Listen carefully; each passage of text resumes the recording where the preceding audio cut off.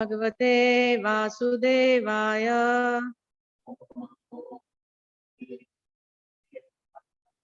ओम नमो भगवते वासुदेवाय।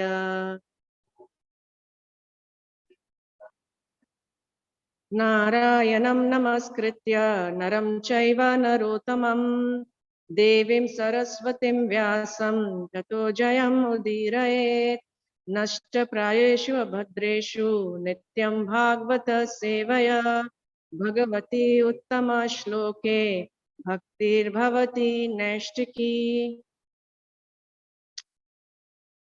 So we'll be reading today from Canto 4, Chapter 12. The title of the chapter is Dhruva Maharaj Goes Back to Godhead, and the verse is number 33. So we'll recite the verse first. Iti vyavasitam tasya vyavasaya surottama darshayam asatur devim puro yane nagachatim iti vyavasitam tasya vyavasaya surottama darshayam asatur devim puro yane nagachatim iti vyavasitam tasya vyavasaya surottama darshayam asatur devim puro yane nagachatim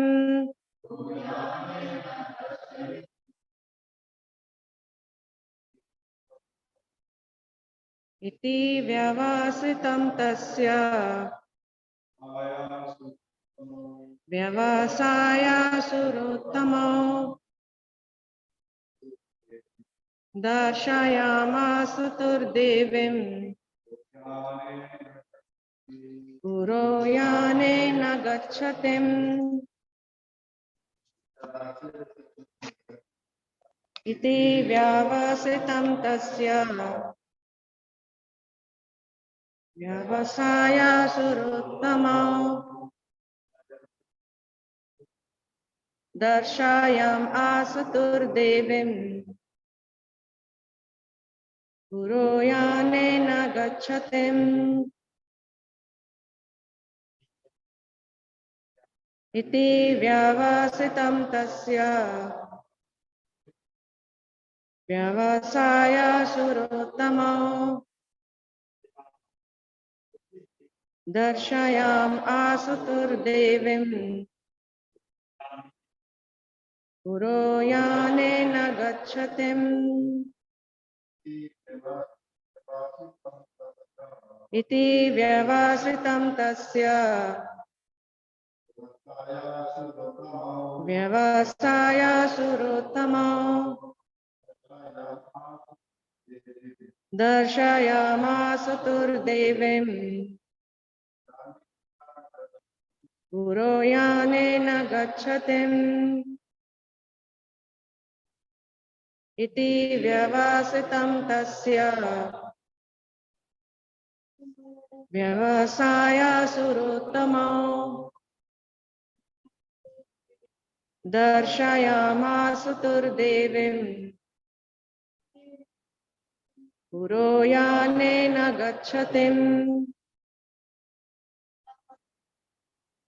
iti vyavasitam tasya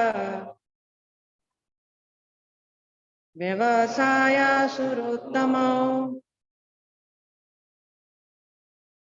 darshayamasatur devim puro yane nagachatim iti vyavasitam tasya vyavasaya surottamo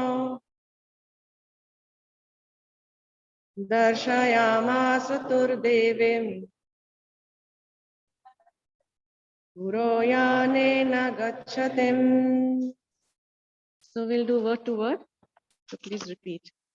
Iti, thus. Vyavasitam, contemplation. Tasya, of Dhruva. Vyavasaya, understanding. Sura Uttamau, the two chief associates. Darshayam Asatur, showed to him. Devim, exalted. Exalted Suniti. Puraha, before. Yanena, by airplane. Gacchatim, going forward. Translation and purport by Srila Prabhupada. Srila Prabhupada ki. Please listen. The great associates of Vaikuntha Loka, Nanda and Sunanda, could understand the mind of Dhruva Maharaj, and thus they showed him that his mother Suniti was going forward in another plane. Purport. This incident proves that the Shiksha or Diksha Guru who has a disciple who strongly executes devotional service like Dhruva Maharaj can be carried by the disciple even though the instructor is not as advanced. Although Suniti was an instructor to Dhruva Maharaj, she could not go to the forest because she was a woman, nor could she execute austerities and penances as Dhruva Maharaj did. Still, Dhruva Maharaj was able to take his mother with him. Similarly, Prahlad Maharaj also delivered his atheistic father Hiranyakashipu. The conclusion is that a disciple or an offspring who is very strong devotee can carry with him to Vaikuntha Loka either his father, mother, or Shiksha or Diksha Guru.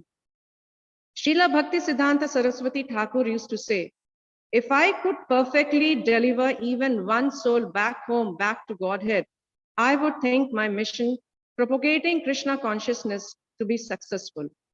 The Krishna consciousness movement is spreading now all over the world. And sometimes I think that even though I am crippled in many ways, if one of my disciples becomes as strong as Dhruva Maharaj, then he will be able to carry me with him to Vaikuntha Loka. Om Ajnana-timirandhasya Jnananjana-shalakaya Chakshurunmilitam Yena Tasmai Shri Gurave Namaha. Jai Shri Krishna Chaitanya Prabhu Nityananda Shri Advaita Gadadhara Shivasadi Gaura Bhakta Vrinda.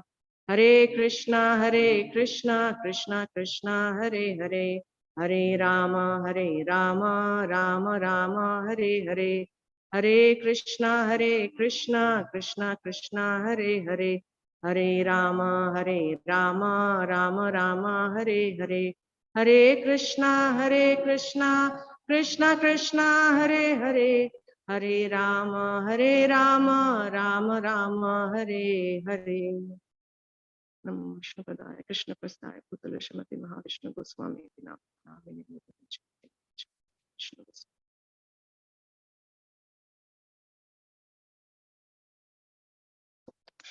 Hare Krishna everyone. Welcome to today's session. So we are in this chapter of Dhruva Maharaj goes back to Godhead. And we have been listening to various speakers in the past couple of weeks. And we'll be taking some significant key points from this purport. And we will try to take some lessons from this purport. So I'll read the translation again. It says, the great associates of Vaikuntha Loka, Nanda and Sunanda, could understand the mind of Dhruva Maharaj, and thus they showed him that his mother Suniti was going forward in another plane. So when we talk about Dhruva Maharaj, we all know that Dhruva Maharaj is the pure devotee of the Lord. And he achieves perfection by doing devotional service. And just by executing devotional service sincerely, he is now going back to Godhead. So Prabhupada in one of the purports in this chapter mentions that he is very alert in his performance of devotional service. So what does that mean? We need to also be very alert in our performance of devotional service. And now we see that, the airplane has come and Dhruva Maharaj is putting his step on the head of death. And his next step is to Vaikuntha Loka.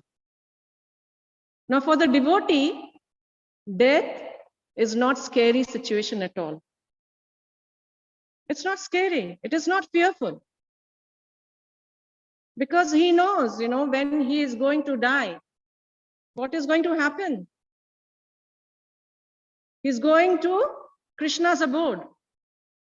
He knows his destination very well. But for a materialist, the same death can come as an axe. It is very, very fearful, very scary, a thing to be worried about, full of anxiety. Because he doesn't know what is on the other side. It is very fearful. Suppose we are sitting on a train. For a devotee, when he sits on a train, he knows, the next destination where he will go. I will go to that destination. When I get down from the train, there will be my relatives waiting for me. There will be a vehicle which will be taking me to the home, taking me to home. But for a materialist, when he is boarding the train, he doesn't know where I'm going. He doesn't know who is going to take me. There is no vehicle arranged for him. So for a devotee, death comes as an invitation. Krishna is sending a nimantran. How we send nimantran, invitation for the marriage. When there is a marriage, we send invitation. We go personally to the house of the near and dear ones. And we request them with that invitation, please come. Come to the wedding of my son or come to the wedding of my daughter. So that is very inviting.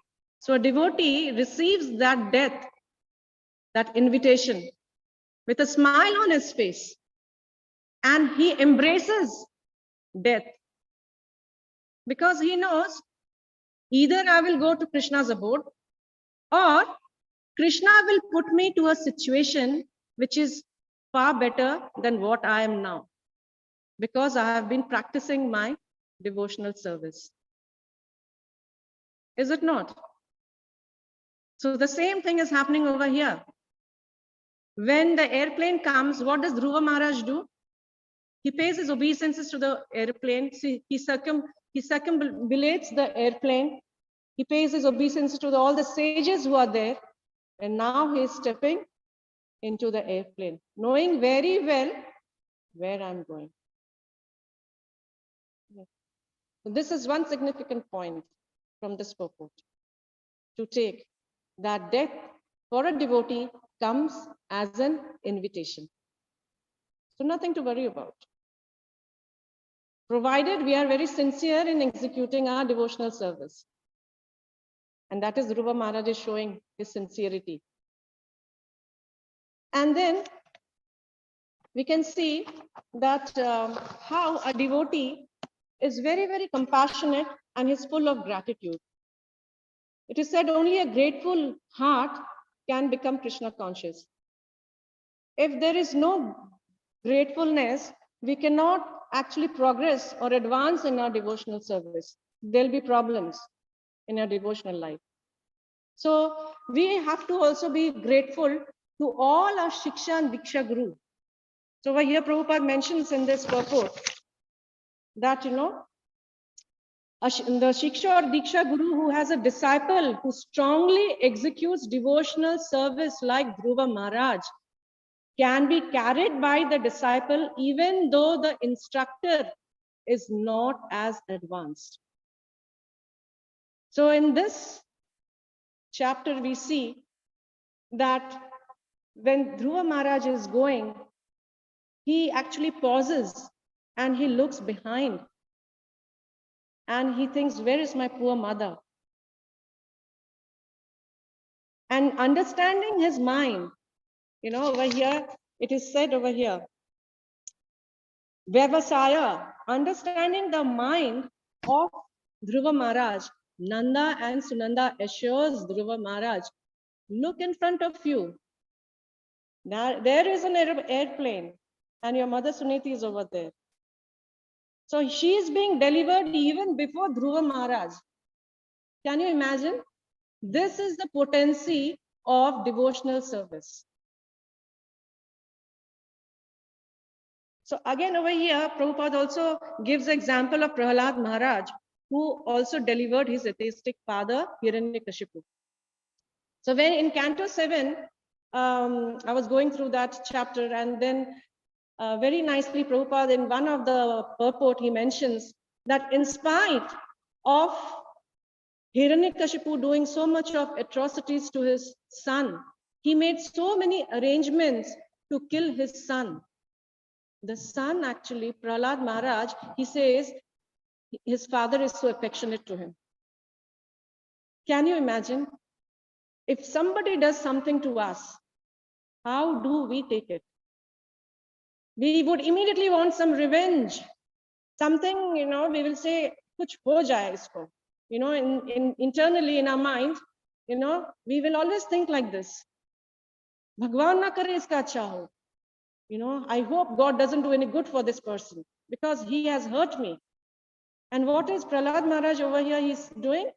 He's saying, my affectionate father. And then he prays with folded hands to the Lord, Narsinga Dev, that please excuse my father, please forgive him, and please deliver him. And then what does the Supreme Lord replies? The Supreme Lord replies that your father has already been purified. And not only your father, 21 forefathers have been delivered. Why? Because you have taken birth in this family. Just because Prahlad Maharaj has taken birth in that family, 21 forefathers has been delivered. This is the potency of devotional service. So therefore, we must be very, very respectful and grateful to our Diksha Guru and also to all our Shiksha Gurus. So there could be many Shiksha Gurus which we may have in our life and from whom we take inspiration and from whom we take guidance. And it is said that if we don't take any guidance, then our devotional life is checked. We cannot progress in our devotional life. So the corrections which comes from the Shiksha Guru, if we receive that correction, to that degree, we make advancement in our spiritual journey. We receive and we accept those corrections. So it is said that, how Sri Ram, when he was wanting to go to Lanka, what did he make? He made a bridge called Ram Setu. And who helped him in making that bridge? It was all the Vanaras, all the monkeys. Right. So each and every monkey was important in making that Ram Setu. Similarly, in this devotional life which we are practicing, it is not for a day we are doing it. It is not once a year we are doing it. We are doing it every single day, day after day, week after week, month after month, years after years, decades after decades, we are doing this devotional service. So in this journey of our devotional service, we are going along with all the devotees as well. So yesterday in the class also, Mataji very nicely, she said that we think, we are doing the devotional service, we alone are doing it. But no, actually it is with the assistance of all the devotees who are there with us. So we have to show our gratitude to all those devotees, everyone, each one of us, each one of them, whoever is inspiring us to come to the Mangalarti, whoever is inspiring us to read Srila Prabhupada's books, whoever is inspiring us to do dressing, for Radha Giridhari, or doing some type of devotional service. We have to show our gratitude to all of them because we are learning from each and every one. So in this journey, we know that we are not alone. That is why it is called the Sankirtan movement. Why is it called Sankirtan movement? We are doing Sankirtan, we are chanting the Lord's holy name together. That's what happened yesterday at Queen Street. And who felt the bliss? Did we not feel the bliss? Were we very moron or sad after doing it? Raise your hands who felt the bliss. We all felt the bliss. So this is what it is. So similarly, Dhruva Maharaj could not forget his mother, Suniti. His own mother, Suniti, actually showed him the way to devotional service, showed him the way to go to the forest and earn the favor of the Supreme Lord. And that's why she is a Path Pradarshaka Guru. She is the Guru, she's a Shiksha Guru. Through her advice, he goes to the forest and he meets his Diksha Guru, Narad Muni. And through his mother, he gets the darshan of the Supreme Lord. So how could he forget his mother? He was so obliged. And then that's why, he wanted to see where my mother is. And then Nanda and Sunanda showed him, see, your mother is right in front of you. And he felt so happy about it. So that's why one who executes devotional service very seriously, very strong in executing devotional service, just like Dhruva Maharaj, can actually deliver the instructors as well, even if the instructor is not as strong as Dhruva Maharaj. So there is a very nice verse I came across in Canto 11, chapter 17 and text 27. It is said that Acharyam mam vijaniyan nava manyeta karhichit na martya buddha sayuta sarvadeva maho guru. So it says that one should know the Acharya as myself and never disrespect him anyway. Three things. This is a conversation between the Lord and Uddhava. And he says that, one should know the Acharya as myself and never disrespect him in any way. And one should not envy him, thinking him an ordinary man. For he is a representative of all the demigods. Such a big thing. He's a representative of all the demigods. And also further down, Srila Prabhupada explains that the Acharya, or the spiritual master, is considered to be the confidential associate of Srimati Radharani, or the manifestation of Srila Nityananda Prabhu. So that's why how important is the spiritual master in our life. Without the blessings and mercy of the spiritual master, we cannot take one step ahead in our spiritual journey. And when it comes to the spiritual master, it is both the Diksha Guru and the Shiksha Guru.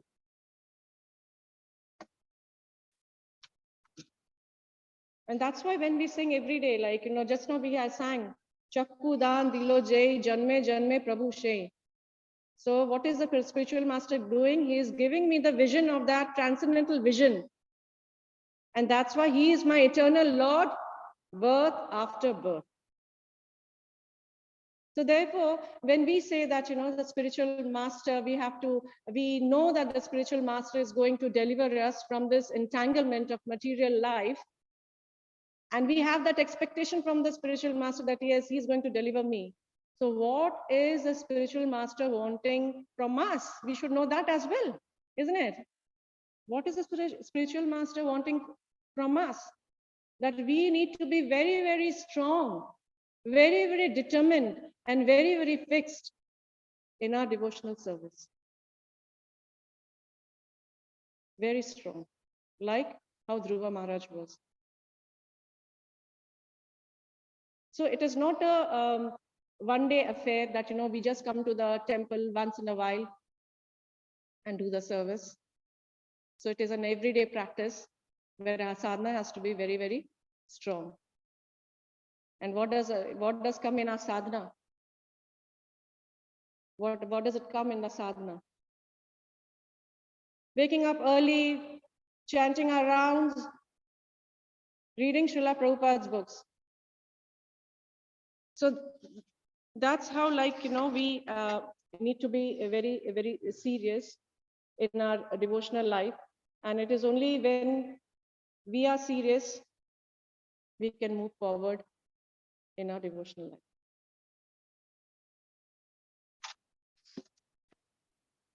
And then over here, it is also said that, we have to be very, very determined in our devotional life. So how that determination is like, the story of Bilva Mangal Thakur is very, very relevant over here.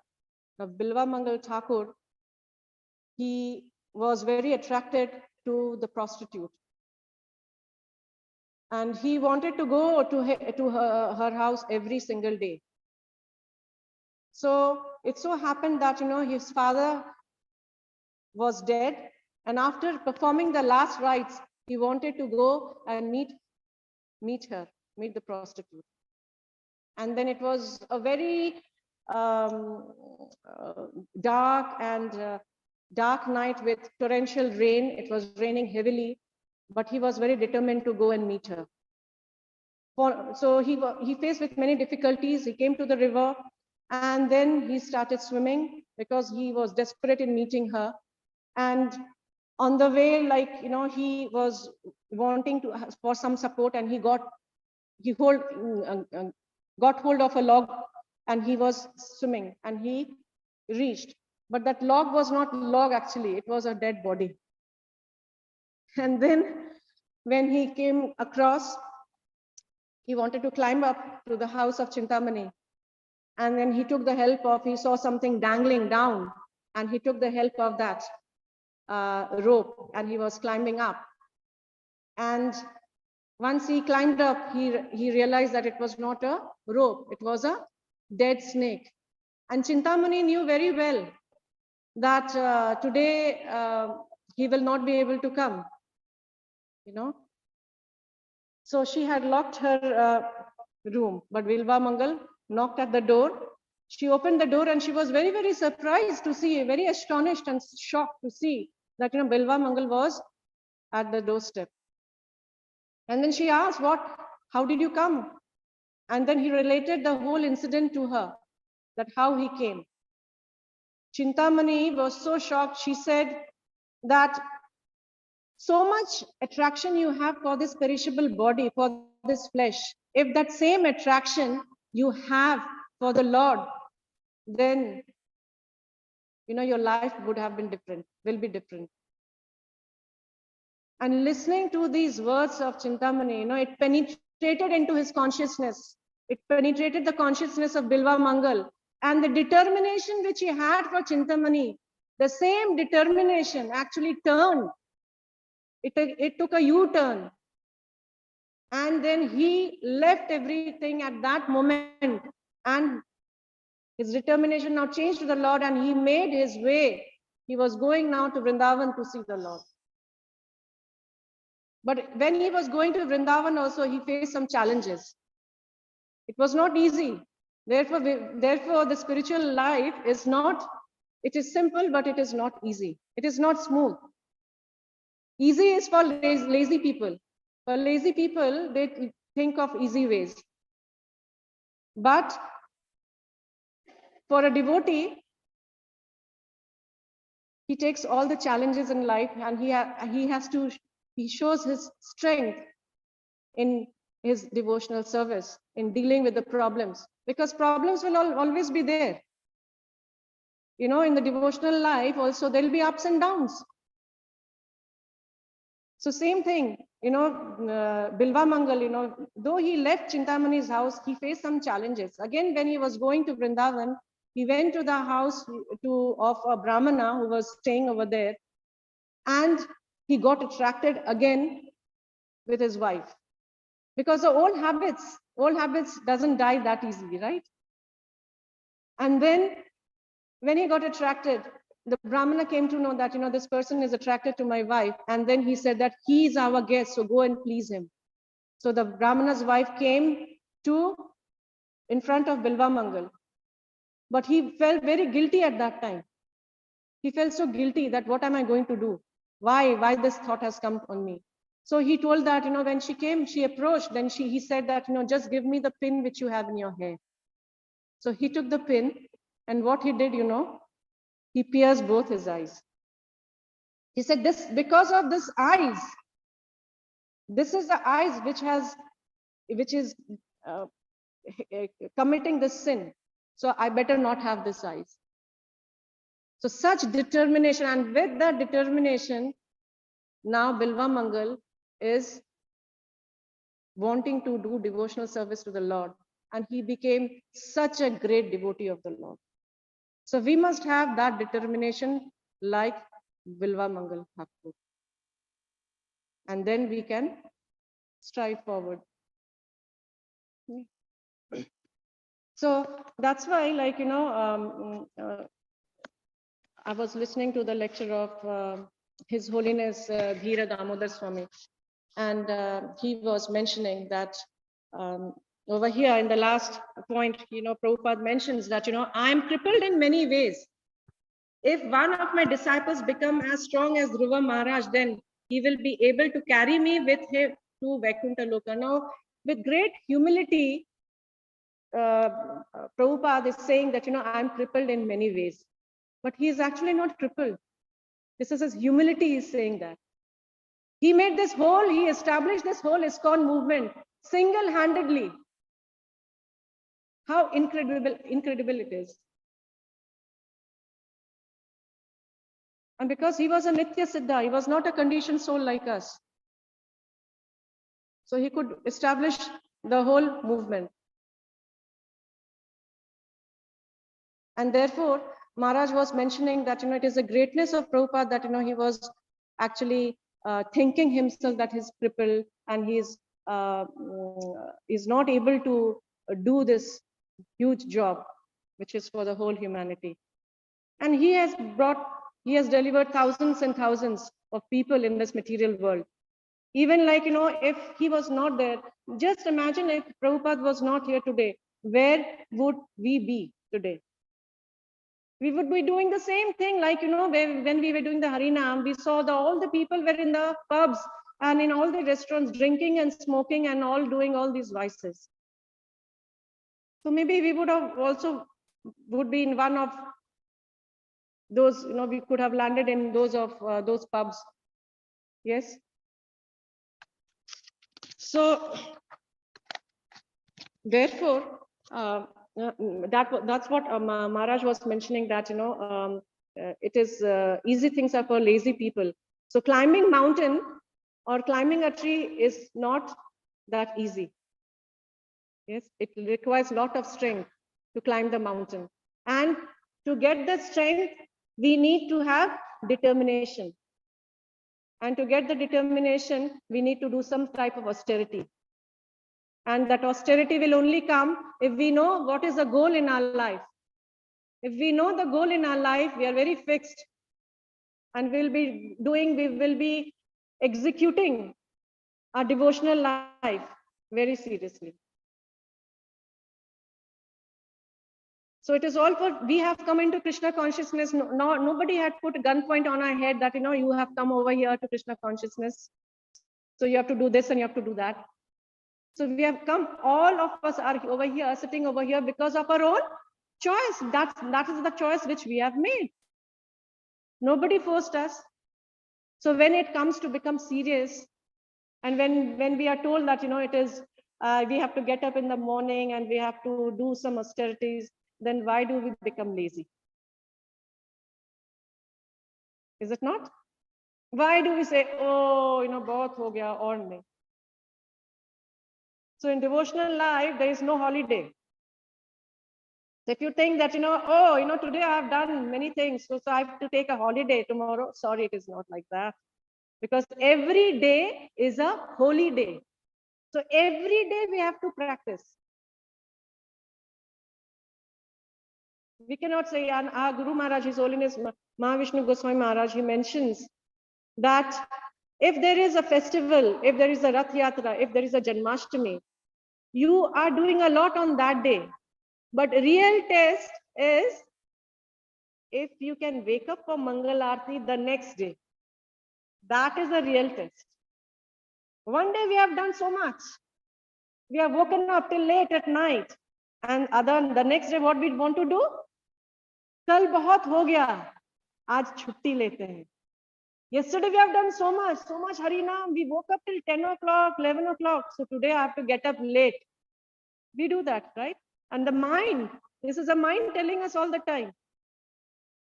The mind is telling you take rest because you have done so much yesterday. So please go and take some rest, Get up at 8 o'clock. You deserve it. But that is not it.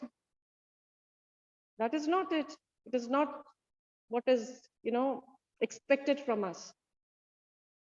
So that's why, our spiritual master wants us to be very strong and determined that, if I wake up today at 4:30 means tomorrow also I have to wake up at 4:30, come what may.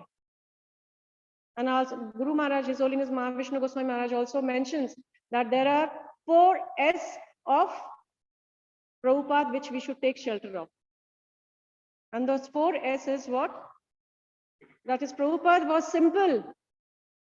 He was simple. He was sincere. Then what is the third one? I'm forgetting that. Simple, sincere, serious, and satisfied. Yes, these are the 4 things. So Prabhupada was simple, serious, sincere, and satisfied. So if we bring these 4 things in our devotional life also, if we take shelter of these 4 things, we can also become successful. Because see, there is nothing that we have to experiment on. Everything has been already experimented by the acharyas. It is like, when the food is prepared and kept in front of you, do you need to go and cook the food again? No, what do? We eat the food, we nourish our body and we relish the food. So same thing, everything is there in the purpose. The acharya is telling us the same thing every day. What we have to do? We have to just follow their path. We have to just practice what they have shown through their example. If we do this, then success is sure to come. Success is guaranteed. That's why in Bhagavad Gita 9.13 it is said, Mahatmanastu mam partha devim prakritim ashritaha. Means the Mahatmas are never deluded from their path. They're very fixed and they are in full protection of the Lord. And therefore, we have to take shelter of these Mahatmas. And when we take shelter of these Mahatmas, then surely success is guaranteed. So this is what it is. So I'll just wind up the session by taking few points again. So what we can take away from today's class is that death is what is death? Is an invitation. So nothing to get scared. When death comes, we have to embrace it nicely. And we know very well, we have to leave this world today or tomorrow. Time is approaching day after day. When we get up in the morning and when the sun sets, one day gone. We are approaching death. Secondly, we have to be very, very grateful to all our Shiksha Guru and as well as our Diksha Guru. Very, very grateful because they are not ordinary. They are the representatives of all the demigods. They are the associate of Srimati Radharani. Second. And what is the third thing which we can take? We have to take shelter of the 4S. You have to be simple, sincere, serious, and satisfied. A sincere devotee can make to Godhead. And even in the lecture of Bhakti Damodar Maharaj, Dhira Damodar Maharaj, he was mentioning that, oh, I just forgot, it just went out of my head what I was going to say. Something, yeah, it just went off my mind. But anyway, like, so this is what it is, so we have to be very, very serious in our devotional practices. And if we become serious, then our path to the journey back to Godhead is certain. Yeah. So let me see if I get that point what Maharaj was mentioning. And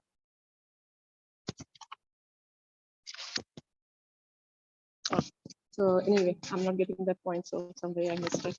So yes, so with that, I would like to wind up the session. And if somebody would like to mention, add anything, or give any comment. Yes, one thing I remember is, the last Vyasa Puja class, now it came to my mind. In last Vyasa Puja class, what Bhakti Charu Maharaj, we were looking at the slides, and Maharaj mentioned that, why did Prabhupada stand out among all the disciples of Bhakti Siddhanta Saraswati? Why did he stand out? And Maharaj mentioned one thing, that he stood out among all. Why? Because he said, Bhakti Siddhanta Saraswati Maharaj said that, he is keen to hear. He is keen to hear. So all his disciples were stalwart disciples. They were very scholarly. Yes. But Prabhupada would always come to the class, listen, and not only listen attentively, but he used to take those instructions which was given in the class to his heart. And just because he took those instructions to his heart, he was able to come to the West, because Prabhupada had told, Bhakti Siddhanta Saraswati Maharaj had told every one of his disciples that, you go to the West to preach. But who took that seriously? It was only Prabhupada who took it seriously. He came to the West and he preached. And he made this movement single-handedly. There was nobody with him. When we have come to Krishna consciousness, we have got so many devotees along with us. We don't feel we are left alone. In any of the crisis situation, the devotees are always there with us. If we hear that something has happened to a devotee, we are always there by his side. But when Prabhupada was traveling in that Jaladuta, who was there with him? Was any devotee there with him? The only thing he relied on was Krishna and Chaitanya Charitamrita, which he was taking with him. These were the only solace for him. And that's why he says, I'm a beggar. I don't have anything. I'm going to this strange land. What is going to happen, I don't know. But because my Guru Maharaj has given me this instruction, I'm going. So this is what Prabhupada is. And he has given us so many things. And what we have to do is just follow the footsteps, just follow this path. So the third thing which we can take is those 4S and follow the footsteps. Yes. So thank you very much. If anybody would like to add any comments.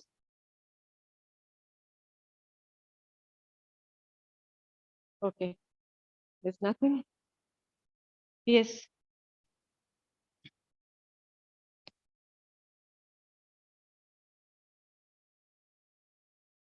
Generally, not only spiritually, generally satisfied means satisfaction in life, whatever you're getting. Even whatever is there in your, is coming on your way, you should be satisfied with it. Like, how we always are into this material world, we always crave, we always hanker. Ye chahiye, wo chahiye, this, that. Every time we are hankering for things. So that hankering should not be there. So whatever is coming in our own accord, we should be satisfied with it. If today I've got this much of wealth, be satisfied. If today, Krishna has given me this arrangement, with this arrangement, I'm like this today, be satisfied. The hankering should not be there. And as long as this hankering is there, we will never be satisfied. Ye chahiye, wo chahiye, this, that, And throughout the life, this materialists, what they're doing, they are running after all these material possessions. And bhakte, what is going to happen? One day they are going to breathe their last. They don't even realize that, one day will come when they have to breathe their last. And nothing is going to go with us. And when they realize this, it is too late. Then they will say, oh, I have to pray, I will go to the temple. Too late. But the devotees, are they hankering for anything? Whatever situation Krishna is putting him to, he is satisfied with it. Today he is giving me little food, I'm satisfied. Tomorrow he will give me chappan bhog, I'm satisfied with that also. Today I'm not able to go anywhere, I'm okay. I'm all right. Because everything, see, in everything, if we see Krishna's hand, then we'll be satisfied. The problem is that, we keep expecting things from Krishna. But then for mercy also, now we think that, I'll do certain things, then Krishna will be very merciful to me. And then we try our best to do this, that, we are trying. But, sometimes it is Krishna's wish when he wants to give mercy to you. We cannot demand, can we? He can be merciful any time. We just have to do our part. That's it. We just do our part. We just chant, and Krishna is going to solve our problem. That's what my Guru Maharaj said. You just chant. Krishna will take your problems. You don't poke your nose in his business. Whenever he wants to give, he will give. That's how it should be. And if we know all these things, then we'll be satisfied.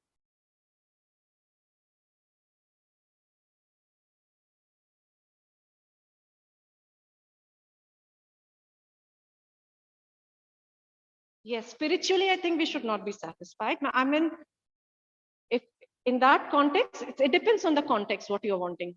The satisfaction is a wide topic. But yes, like spiritually, if you want to do something, then you pray to your Guru Maharaj and you pray to the Lord. And definitely, if it has to come, that service has to come, it will come to you. Spiritually, we always have to think of moving ahead and doing more and more for Krishna. And as we advance in our life, as we advance in our life, all these material things should be very less and less, and we should have to focus more and more in the spiritual aspects, whatever it is. So that should be our focus. So wherever, and we have to strive hard, and we have to push ourselves to do more spiritually. Yeah. So that way we can progress. Otherwise, if we are content with what we are doing, that complacency should not come. If the complacency comes that, oh, I'm doing very well, oh, I'm very satisfied, bus, that is a downfall. Very, and the comfort zone, that, this is my comfort zone. I can do only this much. Isse bahar nahi nikalne ka. So that is it. Your spiritual line is doomed. We have to stretch ourselves. We have to come out of our comfort zone in the best of our ability to please Guru and Gauranga. That is what the aim should be. So every day we take little steps to do something more and something more. That way we can, progress. Yeah, and take little baby steps. All of a sudden we cannot, and that also we should know our limitations. All of a sudden, if you do too many things also, then you will think that, oh my God, bahut ho gaya. Too much, I can't do so much. Yes, so take some baby steps and then you consistently do it. That is the main thing. All right, thank you very much. Anything else? Okay, thank you. Srila Prabhupada ki.